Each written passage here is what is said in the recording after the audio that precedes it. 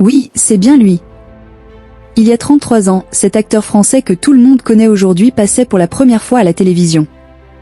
C'est en 1992, dans le cadre d'un stage à l'American School of Modern Music, que le futur créateur de Kaamelott est apparu sur notre écran de télévision pour la première fois de sa vie.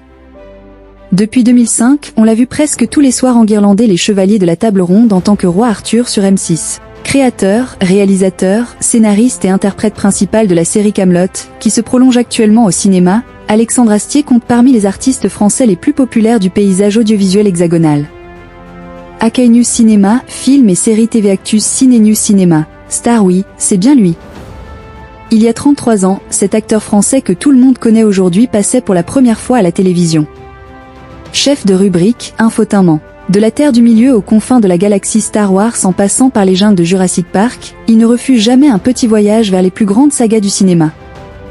Enfant des années 90, créateur des émissions Give Maître 5 et Big Fan Theory, il écrit pour Allociné depuis 2010. C'est en 1992, dans le cadre d'un stage à l'American School of Modern Music, que le futur créateur de Kaamelott est apparu sur notre écran de télévision pour la première fois de sa vie. Depuis 2005, on l'a vu presque tous les soirs enguirlander les chevaliers de la table ronde en tant que roi Arthur sur M6. Créateur, réalisateur, scénariste et interprète principal de la série Kaamelott, qui se prolonge actuellement au cinéma, Alexandre Astier compte parmi les artistes français les plus populaires du paysage audiovisuel hexagon. Une première apparition il y a 33 ans. Outre ses aventures au Royaume de l'Ogre, on lui doit également la co-réalisation des 2 derniers longs métrages animés d'Astérix et de nombreuses apparitions télévisées d'anthologie. Mais la première fois que le visage d'Astier est apparu sur notre petite lucarne, c'était il y a 33 ans, en 1992, dans un JT sur TF1, au beau milieu d'un reportage consacré à la fête de la musique.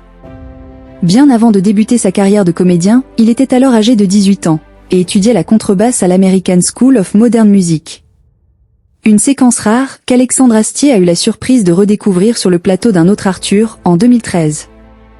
Normalement, il ne faudrait pas que les gens voient ça. C'est très, très lointain, avait-il alors précisé, légèrement embarrassé à l'idée que son faciès d'adolescent ne soit rediffusé en plateau. Je devais avoir 18 ans, j'étais dans un stage international de jazz, et normalement, il ne faudrait pas que les gens voient ça. Parce qu'il me semble que j'ai vraiment un look de musicien de 18 ans. On pourrait dire, si on était dans un film, non, c'est trop.